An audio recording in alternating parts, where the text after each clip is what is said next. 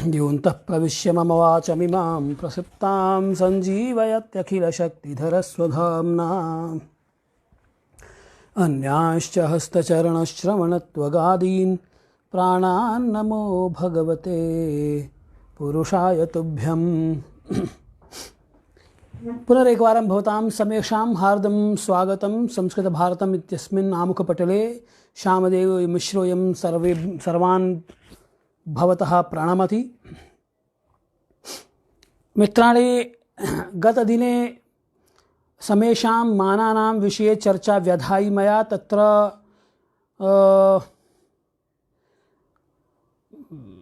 सौरमानस्य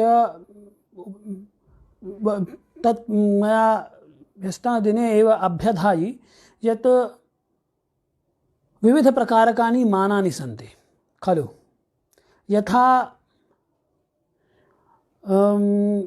क्षेत्रविशेषस्य मानाय अर्थात् किमपि क्षेत्रं वर्तते तस्य मानाय कियन् तस्य मानं वर्तते तत् मानज्ञानाय मानसाधनाय इंच अथवा सेंटीमीटर मीटर हस्त वितस्तिः इत्यादि विविधमानानाम् आश्रयः स्वीक्रियते खलु। तथैव तस्यापि कालस्यापि बोधाय विविधानि मानानि स्वीक्रियन्ते अस्माभिः।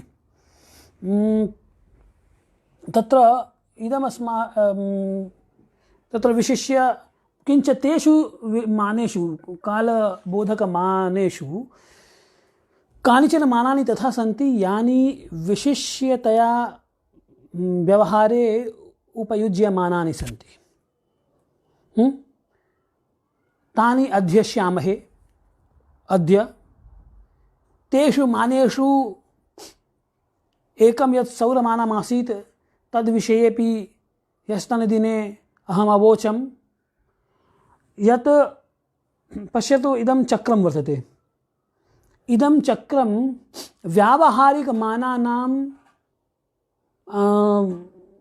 व्यावहारिकमानानि अवबोधयति, ज्ञानं कारयति। वस्तुतः अत्र पश्यन्तु यत् सौरमानं वर्तते, सौरमानेन वर्षस्य, अयनस्य, ऋतोः, युगस्य च ज्ञानं क्रियते। इस सौरमान के द्वारा सबसे ज़्यादा जो हमारे काम का मान है वो है सौरमान। तो सौरमान से वर्ष का भी हम अगर वर्ष का ज्ञान करना हो, अयन का ज्ञान करना हो, जैसा कि अयन तो बनता ही है, जैसे कि मैंने कल भी कहा था कि वो उत्तरायण या दक्षिणायन ये सब सूर्य के कारण ही हुआ, क्योंकि सूर्य का राशि विशेष में गमन ही उत्तरायण चाहे दक्षिणायन कहलाता है। मकर राशि में गया तो उत्तरायण, और कर्क राशि में आया तो दक्षिणायन आरंभ हो जाएगा। तो वर्ष हो गया, चाहे अयन है, यहाँ तक कि ऋतु है और युग, इन सब का ज्ञान सौर मान के द्वारा होता है। ठीक है, क्लियर है। अच्छा, फिर उसके बाद चांद्र मान से का प्रयोग हम कहाँ कहाँ करते हैं? तो कहते हैं मासास तथाश्च तिथयस तुहिनांशु मानात, कि तुहिनांशु यानी कि तुहिन के समान, बर्फ के समान, अंशुः किरणः, तर्हि तुहिन समाः अंशवः सन्ति यस्य असौ तुहिनांशुः। तुहिन के समान, बर्फ के समान किरणें हैं जिसकी, यानी शीतल किरणें हैं जिसकी। तो शीतगुः, अतएव शीतगुः इत्यपि उच्यते। तर्हि शीतगुः, शीताः गावः यस्य असौ शीतगुः। तो शीतगुः, हिमांशुः, तुहिनांशुः, एतत् सर्वं पर्यायवाची पदम वर्तते कस्य? चंद्रस्य। तो चंद्रस्य मानात् अर्थात चांद्रमानात् मासानाम अथ च तिथीनां गणना विधीयते। मास की गणना करनी हो तो आप सौर मास से गणना नहीं करेंगे। ठीक, हम किससे गणना करते हैं? हम चांद्रमान से। मास को हम मापते हैं तो चांद्र की पटरी से नापते हैं। क्यों चांद्र के पटरी से मापते हैं? हम सौर के, जब हम वर्ष का, अयन का, ऋतु का और युग का ज्ञान कर ले रहे हैं सौरमानेन, तर्हि किमर्थं चांद्रमानात् मासस्य ज्ञानं विधीयते? अयं प्रश्नः खलु। तो वस्तुतः कारणमिदं वर्तते यत् रविः यावता कालेन एकं राशिं भुनक्ति तावान् कालः खलु एकः सौरमासः। और यह जो सौरमास है, जो कि इसका ज्ञान कैसे होता है, यतो हि पश्यन्तु कस्मिंश्चित् राशिविशेषे सूर्यस्य गमनं प्राकृतिक रूपेण न अस्माभिः सूच्यते। प्राकृतिक रूपेण कुछ विशेष नहीं होता है जिससे कि हमें पता चले कि सूर्य मेष राशि में है कि तो कुछ विशेष हो गया, और वृष राशि में आया तो कुछ विशेष हो गया। अब आप ये कह सकते हैं कि भाई मीन और मेष में आ जाएगा तो वसंत ऋतु आएगी, वो ठीक है बात आपकी, लेकिन वसंत ऋतु एक दिन की 2 दिन की तो होती नहीं है, पूरे 2 महीने की है ये कोई भी ऋतु। तो जब ऋतु 2 महीने की है तो उसमें कब वो मीन में आया और कब वो मेष में आया, ये इसका ज्ञान जब तक पंचांग ना हो आपको नहीं हो सकता। सामान्य व्यक्ति को इसका ज्ञान नहीं होगा। सामान्य व्यक्ति तो इतना अंदाजा कर लेगा कि ऋतु बदल गई है तो इसका मतलब सूर्य अब राशि परिवर्तित कर चुका है ना। तो ये बातें तो समझ में आ जाएंगी उस व्यक्ति को, लेकिन कब उसने राशि बदली सूर्य ने, इसका ज्ञान सरलता से नहीं होता जब तक कि उसे पंडित जी न बतावें, चाहे पंचांग में वो न देखे तो। इसलिए अच्छा, लेकिन जो व्यावहारिक रूप से मास का ज्ञान होता है वो चंद्रमा के द्वारा हो जाता है। यतो ही पूर्णिमातः पूर्णिमां यावत् अथवा अमावास्यातः अमावास्यां यावत् इति अमावास्यायाः अथ च पूर्णिमायाः एतयोः बोधः भवति। तर्हि यतो हि एतयोः अन्यतरस्य ज्ञानं सरलतया भवितुमर्हति सामान्यजनैः अपि, अतः यस्य ज्ञानं सरलतया भवितुं शक्नुयात् तदेव तेनैव मानेन तद् कालखण्डविशेषस्य गणना अस्माभिः व्यावहारिकी इति स्वीक्रियते। तो अब चूँकि पूर्णिमा से पूर्णिमा, चाहे अमावास्या से अमावास्या, ये ज्ञान सबको हो जाता है क्योंकि चंद्रमा की कला से पता चल जाएगा। इसलिए चूंकि यह ज्ञान सबको सरलता से हो जा रहा है, इसलिए व्यवहार में इसका उपयोग होगा। ठीक, इसीलिए मास की जब आप बात करेंगे तो फिर किसका प्रयोग करेंगे? चांद्रमान से उसका प्रयोग करेंगे, सौर मास से नहीं। सौर मास व्यावहारिक नहीं है। मैंने बताया ना आपको कि सौर मास क्यों, क्योंकि मैं बार बार इसी बात को कह रहा हूँ कि मास यानी कि संक्रांति राशि विशेष में सूर्य का गमन, यह एक विशेष घटना, खगोलीय घटना इसमें नहीं होती है। ऋतु का परिवर्तन होता है, लेकिन ऐसा नहीं है कि कल कुंभ का अंतिम अंश था और अगले आज है मीन का प्रथम अंश, तो एकाएक ऋतु में एकदम चेंज हो गया। ऐसा तो होता नहीं है कि स्विच ऑन ऑफ हो गया लाइट का, ऋतु में ऐसे तो चेंज होती नहीं है, तो धीरे धीरे उनका पता चलता है।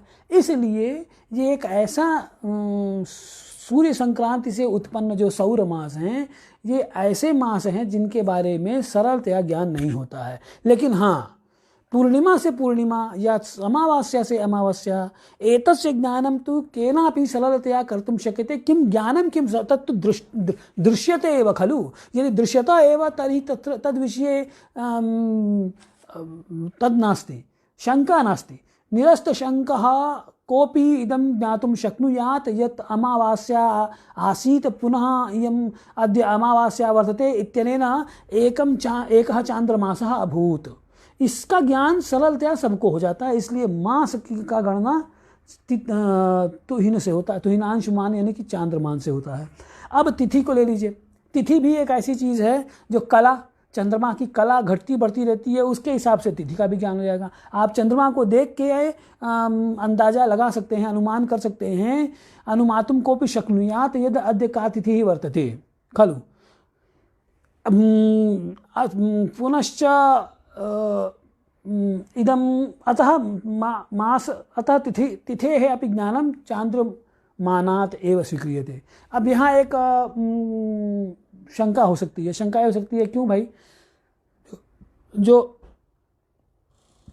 सावन दिन है तो देखिए सावन दिन अलग हो गया, चांद्र दिन अलग है। तिथि शब्द से चांद्र दिन ही अभिप्रेत है। तिथि शब्द का प्रयोग चंद्रमा से संबंधित या रवि चंद्र के अंतर को ही आप तिथि कहते हैं, अन्य किसी चीज़ को तिथि नहीं कहते हैं। इसलिए सावन दिन में और चांद्र दिन में भेद होता है। ठीक है कि तिथि, जैसा कि आपको मेरे ख्याल से सब लोग जानते होंगे, लेकिन फिर भी मैं बता देता हूँ कि तिथि क्या होती है। तिथि होती है रविचंद्रयोः द्वादशांशात्मकम अंतरम। सूर्य और चंद्रमा के बीच में जब 12 अंश का अंतर हो जाता है उसे ही क्या कहते हैं, उसे ही कह देते हैं एक तिथि है। ठीक है ना, बात समझ में आ रही है। देखिए ये नवीनाः सन्ति तेभ्यः प्रदर्श्यते मया, पश्यन्तु भवन्तः।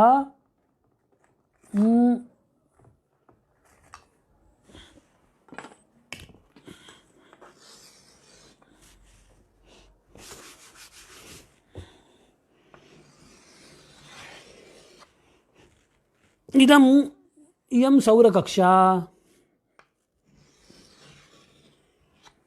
इयं च चांद्रकक्षा।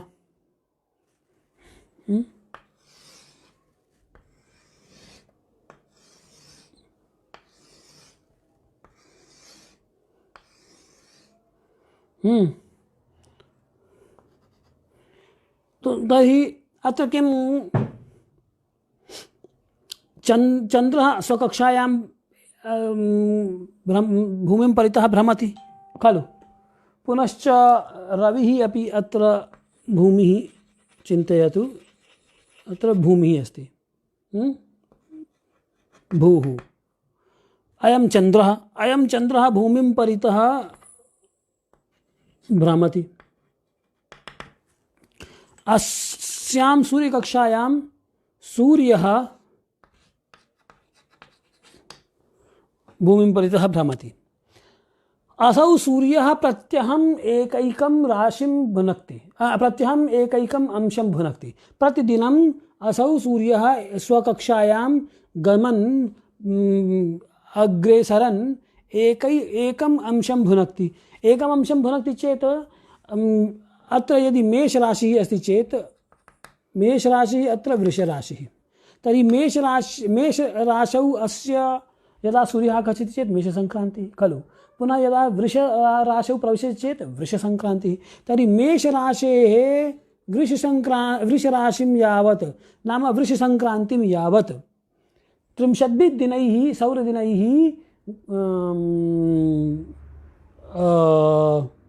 गच्छति असौ वृषराशिं प्राप्नोति सूर्यः, उपैति असौ वृषराशिम् उपैति सूर्यः 30 सौरदिनैः।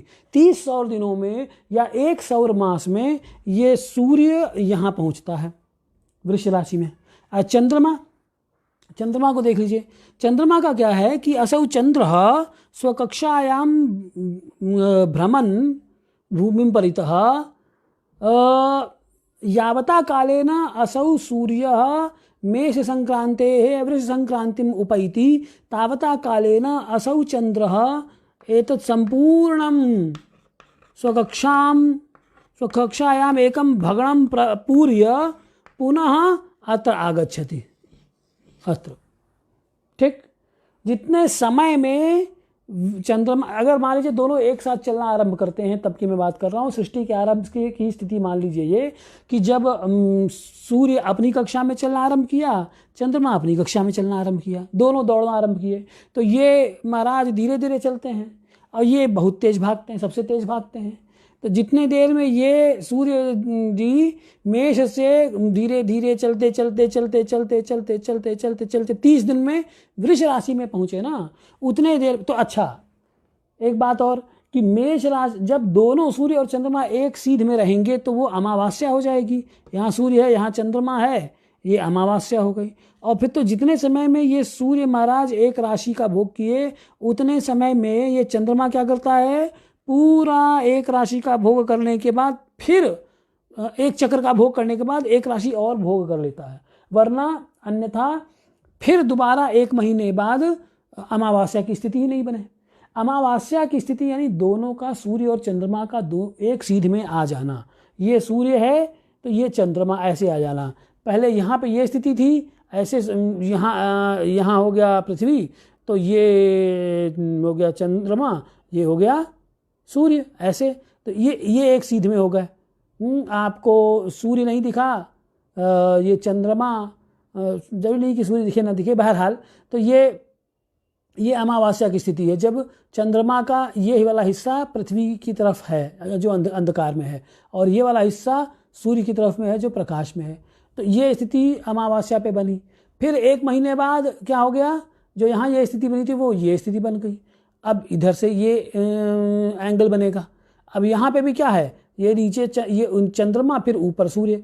तो यहाँ से इस पोजीशन से इस पोजीशन 1 महीना लगा, ये अमावस्या और फिर ये अमावस्या।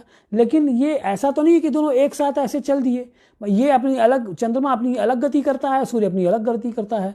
तो वही मैं बता रहा हूँ कि सूर्य जितने समय में यहाँ से यहाँ पहुँचा उतने देर में, ये सूर्य यहाँ से यहाँ पहुँचा उतने देर में चंद्रमा पूरा एक चक्र लगा के फिर यहाँ आ गया, वरना अमावस्या होगी ही नहीं। तो इस प्रकार से तो इन दोनों के बीच में अंतर कितना है? अगर दोनों एक सीध में आ गए तो दोनों के बीच में अंतर कितना हुआ? 0। अंतर ही नहीं है ना, एक ही बिंदु पर दोनों आ जाएंगे, एक ही सीध में आ गए तो 0 अंतर है। या उसी को क्या बोलेंगे हम, 360 अंश का अंतर बोलेंगे। तो वही देखिए, ये जो 0 अंश का अंतर है वो बढ़ते हुए 360 अंश का अंतर हो जाता है दूसरे अमावस्या में। कैसे कि ये 30 अंश चला, सूर्य यहाँ से यहाँ तक 30 अंश एक राशि चला, और ये 360 अंश यहाँ से चला, और 360 अंश ये पूरा कर लिया इसने, और फिर 30 अंश यहाँ पे चला, वरना फिर अमावस्या नहीं होगी। ठीक, सूर्य यहाँ हो, चंद्रमा यहाँ हो, तभी तो अमावस्या होगी।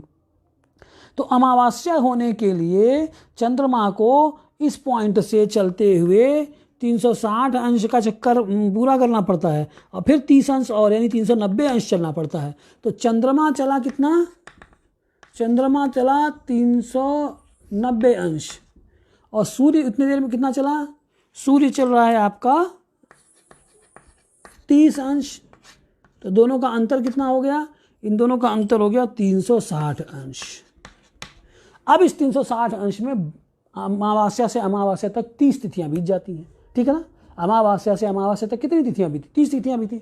तो 360 अंश में 30 तिथियां, 30, तो इसको हम गणित क्या करेंगे कि 30 तिथियों में त्रिंशद्भिः तिथिभिः यदि 360 अंशात्मकम अंतरम रविचंद्रयोः भवति, सूर्य और चंद्रमा के बीच में 360 अंश का अंतर होता है 30 तिथियों में, अमावस्या से अमावस्या तक के बीच में है। ये अमावस्या से दूसरी अमावस्या के बीच में 30 तिथियों में 360 अंश का अंतर सूर्य और चंद्रमा में होता है। तो एक तिथि में ये अंतर कितना होगा? तो 360 बटे 30, तो ये हो जाएगा 12 तियां 36, तो 12 अंश का अंतर हो जाएगा। यही 12 अंश, प्रत्येक 12 अंश का अंतर जैसे ही हुआ सूर्य और चंद्रमा में, वो एक तिथि हो जाएगी। यानी फिर इस जगह से जब ये चलेगा तो ये 1 अंश चला, सूर्य है एकम अंशम चलती, असौ चंद्र 12 अंश का अंतर होना है, तो 12 + 1 यानी 13 अंश, त्रयोदशांशम यावत चलती असौ चंद्र, तदा एव खलु एतयोः मध्ये 12 अंशात्मकम अंतरम। जब तक ये 1 अंश नहीं चलेगा एक दिन में, और चंद्रमा 13 अंश नहीं चलेगा एक दिन में, लगभग ऑन एन एवरेज स्पीड बता रहा हूं मैं, तब तक इन दोनों के बीच में 12 अंश का अंतर नहीं उत्पन्न होगा। और जब तक 12 अंश का अंतर उत्पन्न नहीं होगा तब तक एक तिथि नहीं होगी। इसलिए सूर्य और चंद्रमा, ये एक कंटिन्यूअस प्रोसेस है। पहले तिथि के लिए 12 अंश का अंतर जैसे ही इन दोनों के बीच में हो गया, सूर्य चंद्रमा के बीच में एक तिथि कंप्लीट। प्रतिपदा, ध्यान रखिएगा, प्रतिपदा द्वितीया तृतीया चतुर्थी है। तो अब प्रतिपदा होने में, अमावस्या के बाद से प्रतिपदा होने में सूर्य और चंद्रमा के बीच में 12 अंश का अंतर होना आवश्यक है। फिर उसके बाद द्वितीया तिथि होने में 12 में 12 और जोड़ लीजिए, यानी 24 अंश का अंतर होना आवश्यक है। तृतीया तिथि होने में 36 अंश का अंतर जैसे ही हो गया, 24 अंश के बाद से तृतीया लग जाएगी। 24 अंश का अंतर जैसे ही सूर्य और चंद्रमा के बीच में हुआ, क्या लग जाएगी? तृतीया तिथि लग जाएगी। और वो कब समाप्त होगी तृतीया तिथि? जब सूर्य और चंद्रमा के बीच में अंतर कितना होगा? 36 अंश का अंतर होगा। ठीक, बात समझ में आ रही है ना? ऐसे ही 36 अंश का अंतर होते ही चतुर्थी तिथि लग जाएगी, फिर 37, 38, 39, 40, और ये बढ़ते बढ़ते जब इन दोनों के बीच में, सूर्य और चंद्रमा के बीच में 48 डिग्री का अंतर हो जाएगा तो चतुर्थी तिथि बीत जाएगी। ठीक, तो तिथियों के आधार पर भी आप सूर्य चंद्रमा का पोजीशन जान सकते हैं।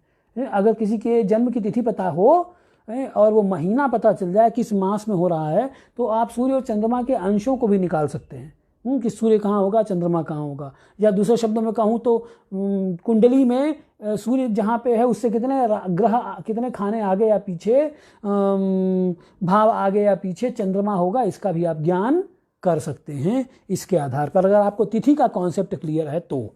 ठीक, बात समझ में आ गई ना। तो अब क्या, जैसे ही अमावस्या हुई, अमावस्या से आगे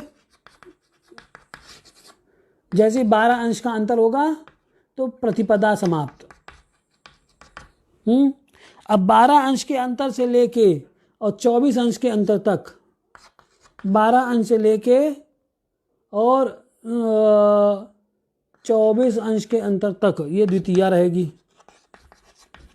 अब जैसे ही 24 अंश के आगे चंद्रमा और सूर्य और चंद्रमा के बीच का अंतर जैसे ही 24 अंश से आगे ज़्यादा हुआ, इसको अंतर को देखिए मैं ऐसे लिख देता हूँ, चंद्र और सूर्य, ये डिफरेंस का चिन्ह, अंतर का चिन्ह होता है। इनके अंशों में अंतर 24 डिग्री हुआ तो द्वितीया समाप्त। फिर जब 24 डिग्री से लेके 36 डिग्री तक है, जब चंद्रमा और सूर्य का अंतर होगा तो तृतीया तिथि लग जाए, समाप्त हो जाएगी। और चतुर्थी कब लगेगी? जब 36 डिग्री के, जैसे ही सूर्य और चंद्रमा का अंतर बढ़ के 36 डिग्री से ज़्यादा होना आरंभ हुआ तो चतुर्थी लग जाएगी। तो 36 से लेके 12 का वही पढ़ा पड़ लीजिए, बात है बच्चों को 48, तो 48 डिग्री तक, यानी चंद्रमा और सूर्य के बीच में 36 डिग्री से जैसे ही ज़्यादा हुआ और 48 डिग्री तक क्या हो जाएगा? चतुर्थी तिथि हो जाएगी। ठीक है ना। 48 डिग्री का अंतर होते ही सूर्य और चंद्रमा में चतुर्थी समाप्त, फिर पंचमी तिथि लग जाएगी। अच्छा, अब इसको अगर हम ऐसे कह दें, जैसे मान लीजिए, चलिए एक इसको भी मैं बता देता हूँ। जैसे मान लीजिए कि अमावस्या को किसी का जन्म हुआ है, तो अमावस्या को जन्म हुआ, इसका मतलब क्या हो जाएगा? अमावस्या का जन्म हुआ है यानी कि उसकी कुंडली में, इसको बिठा देता हूँ, देखिए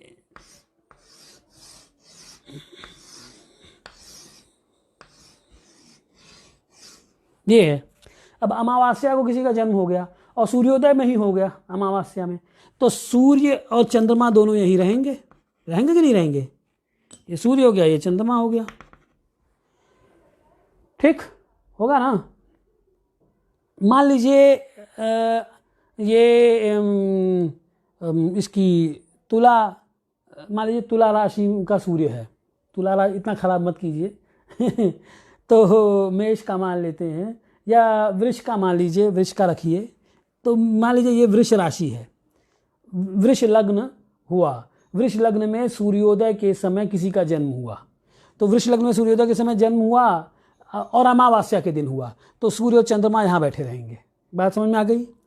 अब मान लीजिए किसी दिन अगले दिन किसी का जन्म हो रहा है, तो सूर्य तो यहीं रहेगा, सूर्य अगर सूर्योदय के समय होता है तो सूर्य तो यहीं रहेगा सूर्योदय के समय, लेकिन चंद्रमा एक अंश आगे हो जाए, कितना आगे हो जाएगा? 12 अंश आगे हो जाएगा है। तो दूसरे दिन भी, अमावस्या के दूसरे दिन अच्छा, अब एक और हम वो भी उदाहरण भी ले लीजिए ना। एक काम करते हैं, यहाँ सूर्य को लिख लेते हैं, लीजिए,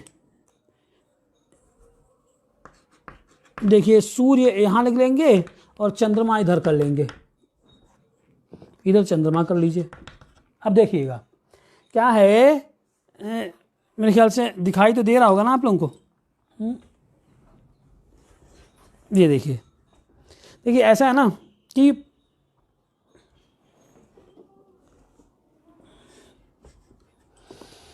देखिएगा, ये है ना कि सूर्य, मान लीजिए कि सूर्य 5 अंश पे है, वृष राशि के 5 अंश पे सूर्य है, और सूर्योदय में वृष राशि के 5 अंश पे सूर्य था, तब किसी का जन्म हो गया।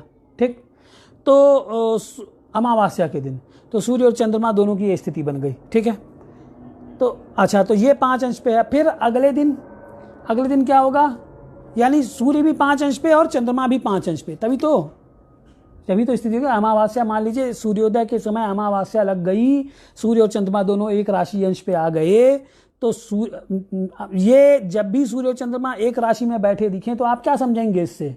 जो फलित ज्योतिष का ज्ञान रखते हैं, केवल सिद्धांत का नहीं थोड़ा बहुत ज्ञान रख पाते हैं, तो उनको लिए या हर एक सामान्य व्यक्ति के लिए जो ज्योतिष का ज्ञान नहीं रखता है उसके लिए भी मैं कह देता हूँ, देख लीजिए, अगर पत्रिका में आपको जन्म कुंडली में इस तरीके की स्थिति दिखती है कि सूर्य जिस राशि में है उसी राशि में चंद्रमा भी दिख गया है, तो इसका मतलब क्या हुआ? अमावस्या के आसपास का जन्म है। आप ऐसे ही बोलते हैं भैया तुम्हारा जन्म तो अमावस्या के आसपास का है।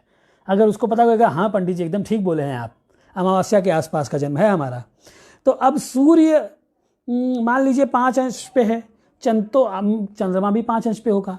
अब दूसरे दिन क्या होगा? किसी का प्रतिपदा में जन्म हो, वही सूर्योदय के समय जन्म हो प्रतिपदा में, तो अच्छा एक बात और ध्यान रखिएगा, जो नहीं जानते हैं इस बात को, चाहे वो व्याकरण के हों या अन्य विषयों के हों, अगर सूर्य यहाँ बैठा हुआ है लग्न में, ये लग्न कहलाता है ना प्रथम भाव, ये प्रथम द्वितीय तृतीय चतुर्थ पंचम षष्ठ सप्तम अष्टम नवम दशम एकादश और द्वादश, ये 12 भाव हैं। इसमें अगर सूर्य यहाँ बैठ गया तो आप क्या समझेंगे कि सूर्योदय के समय का जन्म है इस व्यक्ति का। ठीक, ये बात समझ में आ गई? कब का जन्म है? सूर्योदय के समय का जन्म है। अगर सूर्य यहाँ की बजाय सूर्य यहाँ बैठा हुआ है इस जगह, तो क्या समझेंगे आप? मध्याह्न का जन्म है किसी का। अगर सूर्य यहाँ बैठ गया है तो क्या समझेंगे कि अस्त का, सूर्यास्त के समय का जन्म है। और अगर सूर्य यहाँ है कुंडली में तो आप क्या समझेंगे? अर्धरात्रि के समय का जन्म है। ठीक, बात समझ में आ गई? यानी कि अगर मान लीजिए 6 बजे सूर्योदय हो रहा है, यहाँ पे लग्न में सूर्य बैठा हुआ है, तो 6 बजे का की ये कुंडली हो गई सूर्योदय के समय की। और अगर 6 बजे सूर्योदय हो रहा है और यहाँ पे सूर्य है, तो इसका मतलब क्या हुआ? जन्म कब है? सूर्योदय के पहले है। 5 बजे 4 बजे ये सूर्य को देख के आप पहचान सकते हैं। तो ये तो सूर्य को देख के आपने दिन में या रात में कब जन्म हुआ है इसका ज्ञान करेंगे हम। ये बात समझ में आ रही है ना? ये सूर्य के, क्योंकि ये उदय हुआ उसके बाद सूर्य ऊपर उठता है, तो ये आकाश ख कहलाता है। इसीलिए इस भाव को ख भी बोलते हैं, दशम भाव, शून्य, व्योम, ख। आकाश में सूर्य उठता है ना ऊपर, सूर्योदय के समय यहाँ रहा क्षितिज में, और फिर ऐसे उठता उठता यहाँ मध्याह्न में यहाँ आ जाता है। तो ये बंद कर दो, तो उसे बंद करो, खाली वो कैंसिल करो, वो कैंसिल कर दो। हाँ, तो ये सूर्योदय में यहाँ रहा क्षितिज पे सूर्य, और फिर खामाध्य में आते आते यहाँ आ गया। ठीक, तो खामाध्य में जब यहाँ आया तो इसका मतलब क्या हो गया कि ये, अच्छा इसी को जब तो ऊपर आएगा ना, 6 बजे यहाँ रहा, 12 बजे यहाँ आएगा, फिर शाम को 6 बजे सूर्यास्त में रहेगा, और फिर रात में 12 बजे नीचे हो जाएगा। तो यही क्लॉक, इस क्लॉक को बता रहा है सूर्य कुंडली में। ठीक है ना? तो सूर्योदय के समय लग्न में रहेगा, मध्याह्न में अगर किसी का जन्म है तो सूर्य आकाश में ख में यहाँ रहेगा, ये अस्त का पश्चिम में, ये पूर्व, इसीलिए ये पूर्व बोलते हैं, पूर्व दक्षिण पश्चिम, तो ये पश्चिम दिशा है। तो पश्चिम दिशा में जब सूर्य आ जाएगा तो यानी अस्त के समय का जन्म है, और ये उत्तर दिशा में जब सूर्य आ जाएगा तो अर्धरात्रि के समय का जन्म है। यूँ समझना चाहिए, इससे मध्याह्न से 12 घंटे बाद मध्यरात्रि के समय का जन्म है। तो कुंडली में सूर्य की स्थिति से आप किसका पता लगा सकते हैं? किस समय जन्म हुआ है जातक का। और जब इसका पता चल गया, इन चारों का केंद्र का पता चल गया, तो आसपास का भी पता चल जाएगा आपको, है कि नहीं भाई? अगर यहाँ पे सूर्य है द्वितीय भाव में, तो इसका मतलब क्या हुआ? सूर्योदय से 1-1.5 घंटा पहले का है। अगर इधर है तो सूर्योदय से 1-1.5 घंटा बाद का जन्म है। तो सूर्य से आपने काल को पकड़ा, पहली बात ये जान लीजिए, दिन में काल को पकड़ा आपने। अच्छा, अब दूसरी चीज़ देख लीजिए, मैंने आपसे क्या कहा कि ये चंद्रमा भी वहीं बैठ गया कुंडली में, तो आप क्या जान जाएंगे? आप ये जान जाएंगे कि इसका जन्म अमावस्या के आसपास का है। क्यों अमावस्या का क्यों नहीं है? अमावस्या का इतनी आसानी से आप नहीं कह देंगे, आप देखेंगे, अंशों को भी देखेंगे। अगर अंश भी बराबर हैं, जैसे यहाँ पे है सूर्य 5 अंश, चंद्रमा भी 5 अंश, तब तो आप कह देंगे कि हाँ भैया ये अमावस्या का जन्म है। लेकिन प्रतिपदा, अमावस्या के बाद शुक्ल पक्ष की प्रतिपदा पड़ेगी, तो शुक्ल पक्ष की प्रतिपदा में क्या होगा? मैं तिथियों को बता रहा था, इसमें ये सब चीज़ें आ गई।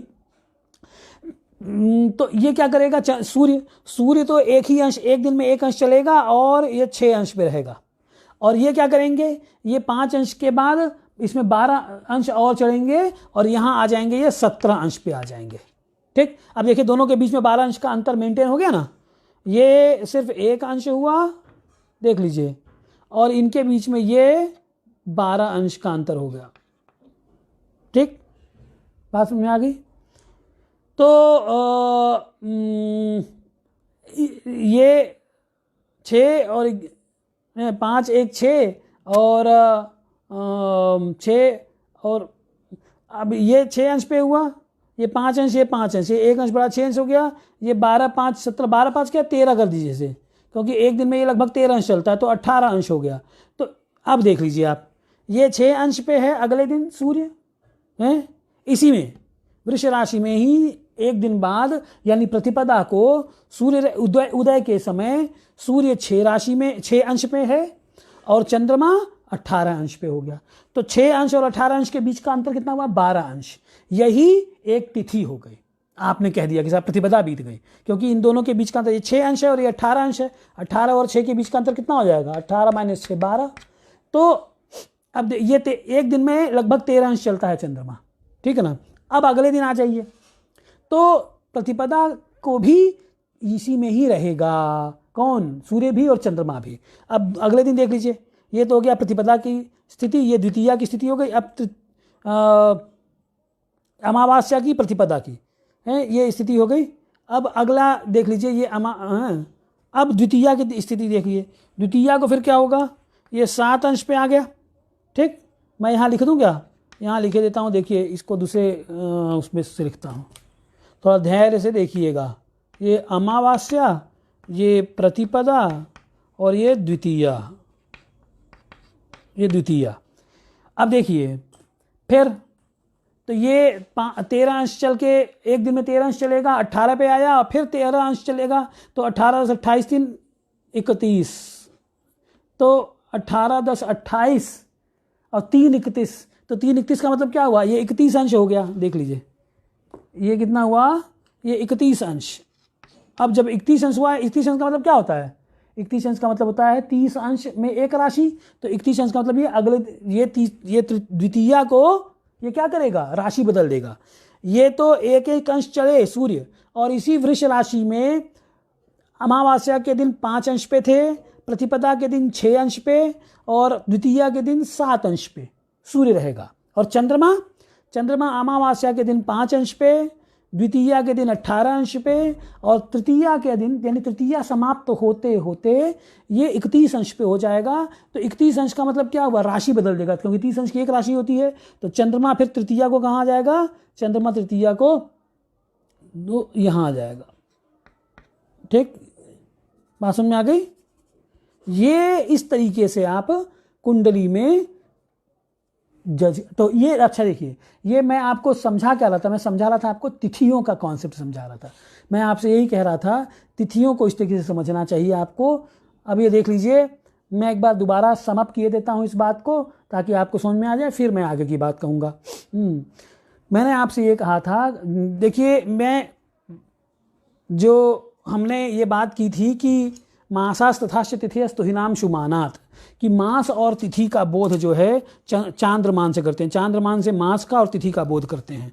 तो अब देखिए मित्रों, हमने यही आपसे कही कि मास के बारे में मैंने आपको बताया कि मास आप सौर मास नहीं ले सकते, नक्षत्र मास नहीं ले सकते, सावन मास नहीं ले सकते। कारण क्योंकि वो व्यावहारिक नहीं है। व्यावहारिक क्यों नहीं है, क्योंकि वो दिखाई नहीं देता है। अमावस्या से अमावस्या या पूर्णिमा से पूर्णिमा ये किसान को भी पता है, गंवार जो गांव में रहने वाला जो निरक्षर है उसको भी पता है, जो अपने को सो कॉल्ड बड़ा पढ़ा लिखा बताता है उसको भी ये चीज़ें समझ में आती हैं। न्यू मून, फुल मून, अंग्रेज भी जानते हैं इन सब बातों को।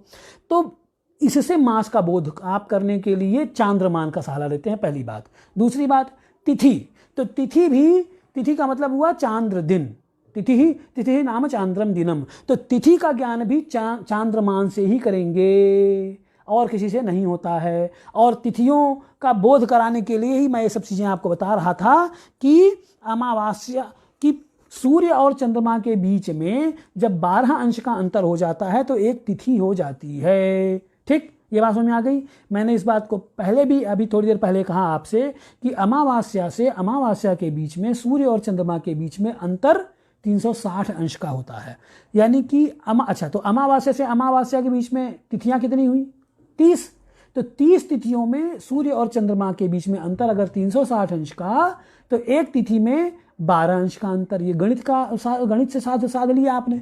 फिर अब तो मैं जब ये बात समझ में आ गई तब फिर आगे कि अमावस्या के बाद जब 12 अंश का अंतर हो जाएगा तो प्रतिपदा हो जाएगी। फिर 12 अंश से लेकर 24 अंश का जैसे अंतर हुआ द्वितीया समाप्त हो जाएगी।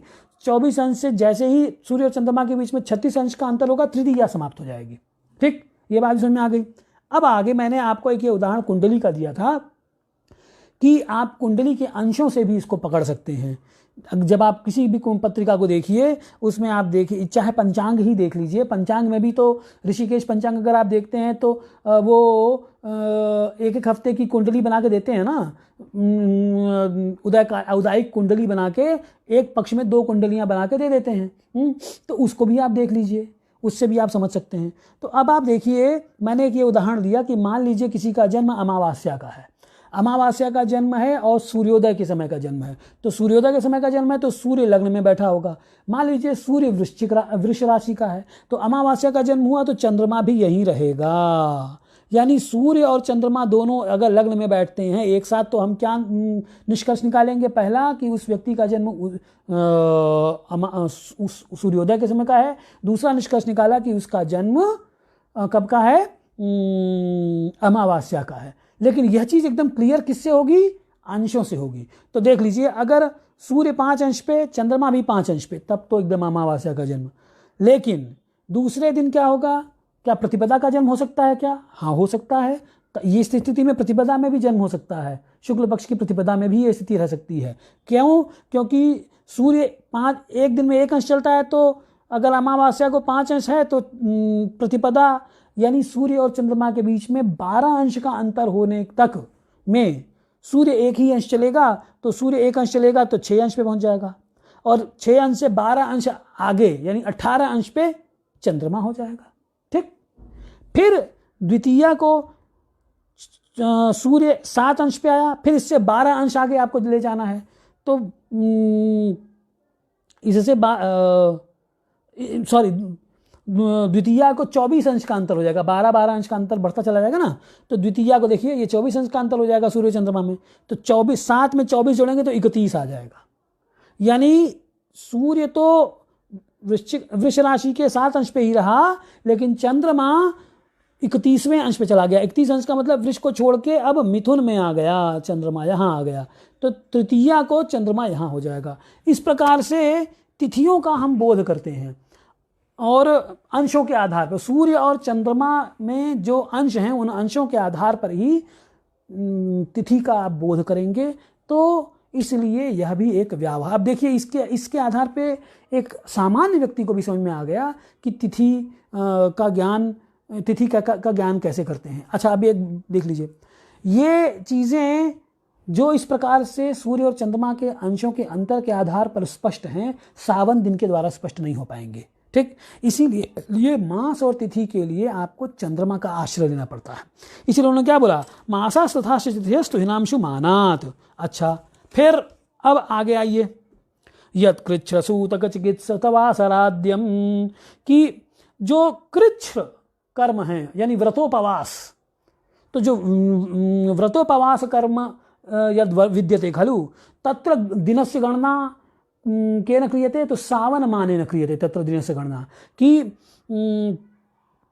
ये इतने दिनों का व्रत है। मान लीजिए 10 दिनों का व्रत है लिया हमने, या 21 दिनों का, या 41 दिनों का व्रत लिया, या 1 महीने का व्रत लिया, तो वहाँ 1 महीना अमावस्या से अमावस्या नहीं गिना जाएगा। कुछ व्रत होते हैं, कुछ विशेष व्रत होते हैं जो कि तिथियों पर आधारित होते हैं, लेकिन सामान्यतया अगर मुझे ये कहना है कि 21 दिन में मैं ये जप समाप्त कर लूँगा, तो 21 दिन में जप समाप्त करने का मतलब वो 21 दिन किससे काउंट करेंगे आप? अब प्रश्न यहाँ ये उठता है कि सौर मानेना सौर दिनेना 21 एकविंशति सौर दिनानी, यावत तद जप कर्म विधेयम, अथवा किम 21 एकविंशति तिथिभिः तद जप कर्म विधेयम वर्तते, अथवा किम 21 नाक्षत्र दिनैः जप कर्म विधेयम वर्तते, अथवा 21 सावन दिनैः।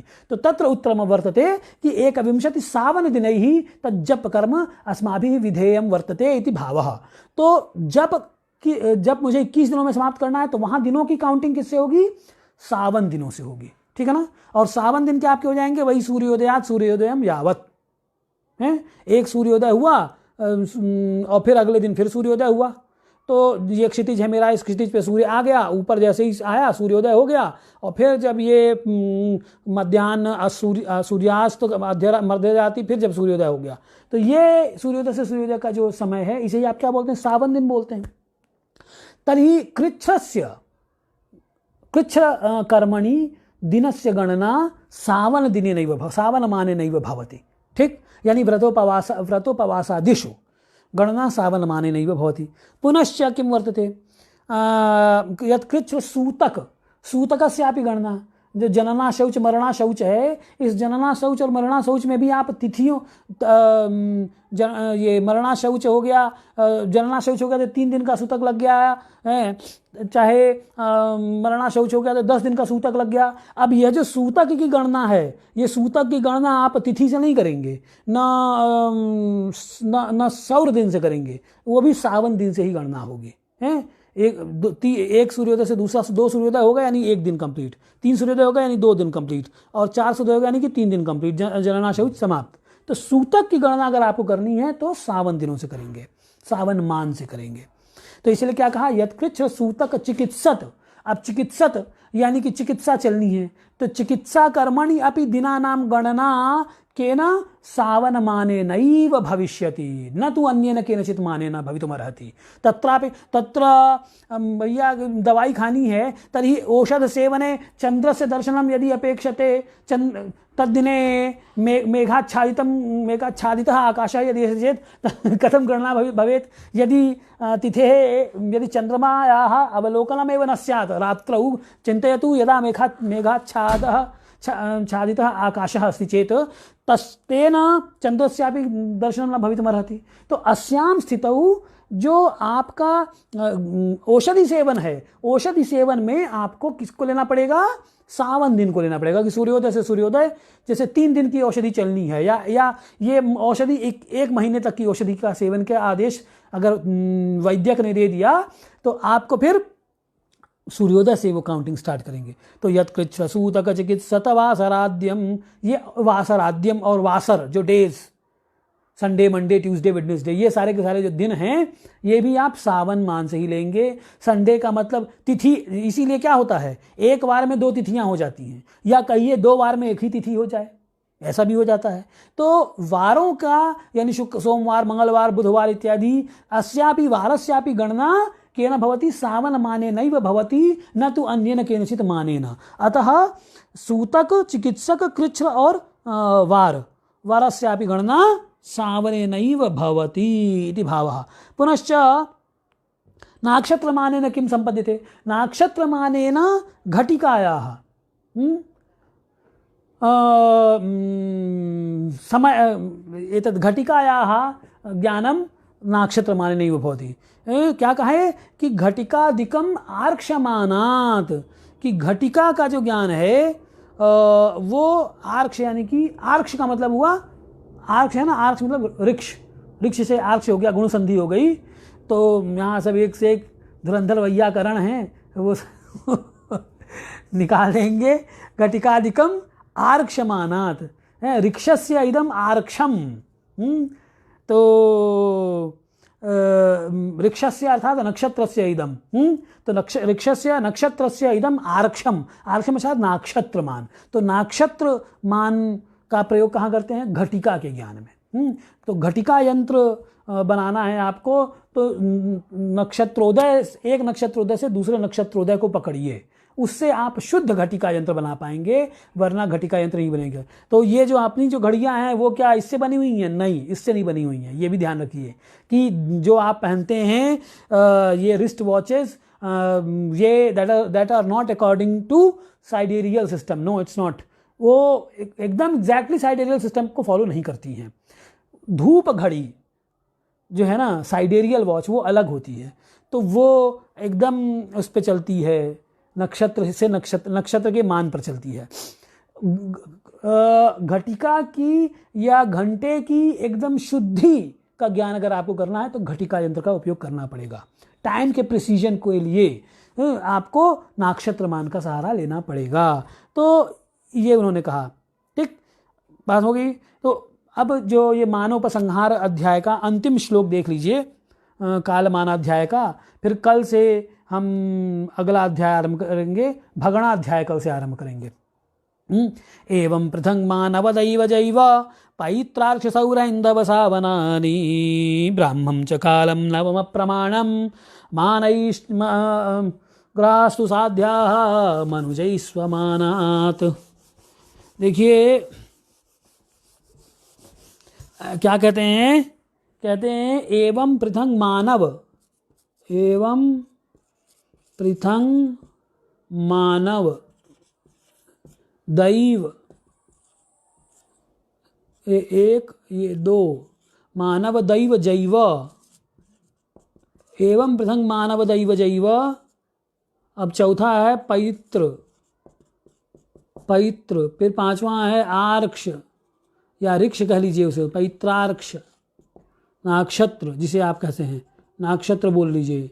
क्या कहते हैं, एवं पृथंग मानव। ये देखिए मैंने नंबरिंग मैंने काउंटिंग कर दी है आपको, हैं कि कितने टाइप के, how many type of scales do you have.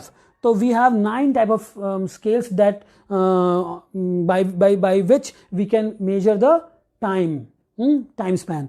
तो हम उस टाइम को, उस काल को नापने के लिए हमारे पास 9 स्केल्स हैं, 9 मान हैं। उनमें पहला हो गया मानव, दैव, जैव, जैव। अब ये जैव दैव क्या हो गया, जो दैव हो गया ना कि रवेश चक्र भोगोर का वर्षम प्रतिष्ठम द्युरात्रम तो देवासुराणाम तदेव, कि जो एक सौर वर्ष देवानाम एकम दिनम अहोर एकम द्युरात्रम इति खलु तद्विषये चर्चा अस्माभिः कृतमेव, अतः पुनः पुनः चर्चा न अत्र विधीयते। तर्हि देव संबंधी यन्मानं वर्तते तद् दैवमानं दिव्य दिनम इति उच्यते खलु।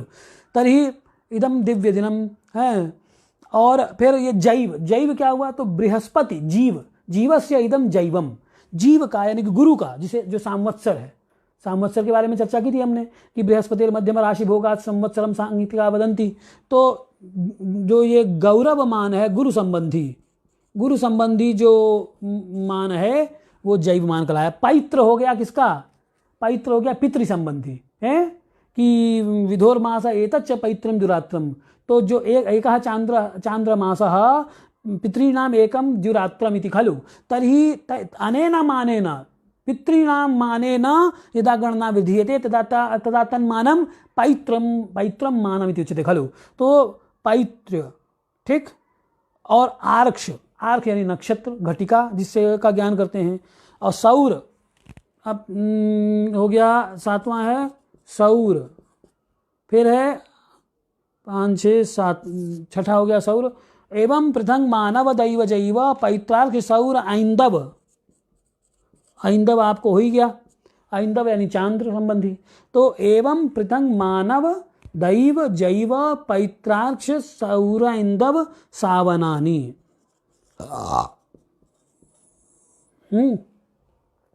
और सौरैंदव सावनानी। और फिर 9वां हो गया ब्राह्ममान। अब ब्राह्ममान वही ब्रह्मा जी का, यानी 2 कल्प का जो उनका एक दिन होता है, तो ये ब्राह्ममान हो गया। तो इस प्रकार से ब्राह्मम च काले नवमं प्रमाणम। तो 9 प्रमाणानि सन्ति येन कालस्य ज्ञानं कर्तुं शक्यते अस्माभिः। तर्हि ग्रहास्तु साध्या मनुजैस्वमानात्। और ग्रहों का जो साधन करना है मनुष्य को, वो अपने मान से करना है। तो उसमें हो गया आपका जो सौर है, चांद्र है, सावन है, नक्षत्र है, इनका प्रयोग हम करते हैं उसमें, ठीक। तो अनेनैव अलम स्यात् अद्य। देखिए एवं वर्तते मित्राणि प्रियांस मित्राणि यत् अत्र अस्मिन् आमुखपटले बहवः तथा विद्वांसः सन्ति ये ज्योतिषं पिपठिषवः सन्ति, सिसाधैषवः सन्ति। तर्हि ते केचन तु विद्वांसः सन्ति, ये विद्वांसः तेभ्यः तथा मोदकरं स्यात् वा न वा इत्यस्मिन् विषये तु शङ्कितोऽस्मि। परन्तु ये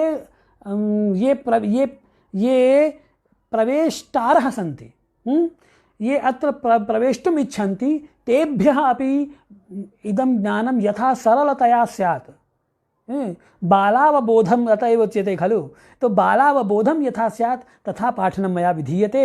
अतः ये विद्वांसः सन्ति ते मां मर्शयन्ति अस्मिन् विषये। शनैः शनैः अग्रेपि गम्यते। ये नूतनाः सन्ति तेपि पठित्वा मननं कृत्वा पुनः तेपि प्रौढाः भविष्यन्ति खलु। अतः यथा यथा अग्रे सरामः तथा तथा गभीरा चर्चा अत्र आगमिष्यति। तस्मिन् समये भवन्तः सर्वे ये विद्वांसः सन्ति तेपि मोदमानाः भविष्यन्ति इति आशासे। अनेन अलं। जयतु संस्कृतं, जयतु भारतं, जयतु ज्योतिषम्।